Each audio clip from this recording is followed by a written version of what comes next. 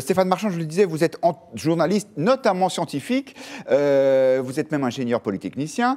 Est-ce qu'il est normal que quand on innove, quand on fait ce que disait Patrick Jeantet, c'est-à-dire quand on augmente le trafic, il y ait des bugs, ou est-ce que tout ça, ça pourrait quand même se prévoir un peu à l'avance ? Alors d'abord, je remarque que Guillaume Pépi, qui est constamment à la télévision, qui est un grand acteur de caméra... Oui, il avait piscine aujourd'hui, hein, il n'était pas là. Il n'est pas d'ailleurs non plus allé chez le ministre Il a choisi d'envoyer Patrick Jeantet Borne au combat, donc très bien, c'est très courageux.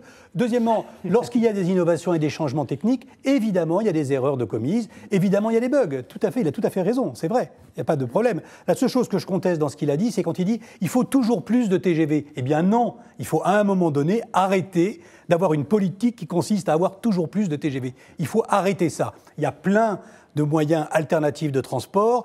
La théorie de la mobilité montre qu'on peut très très bien se débrouiller sans train. Il y a des cars, il y a tout ce qui est le covoiturage. Donc il faut arrêter de multiplier les trains parce que le tout TGV est un problème systémique en France. Regardez la gare du Nord, par exemple. À la gare du Nord, vous avez 80% de l'espace consacré au train, au TGV, et 20% au RER, alors qu'il y a 80% du trafic qui est dans le RER et 20% du trafic qui est dans le TGV. Donc il faut commencer à revoir les priorités. Et Patrick Jeantet, qui est arrivé il y a 1 an à son poste, 1 an, Guillaume Pépi y est depuis 10 ans. Depuis 10 ans, je crois. Voilà, donc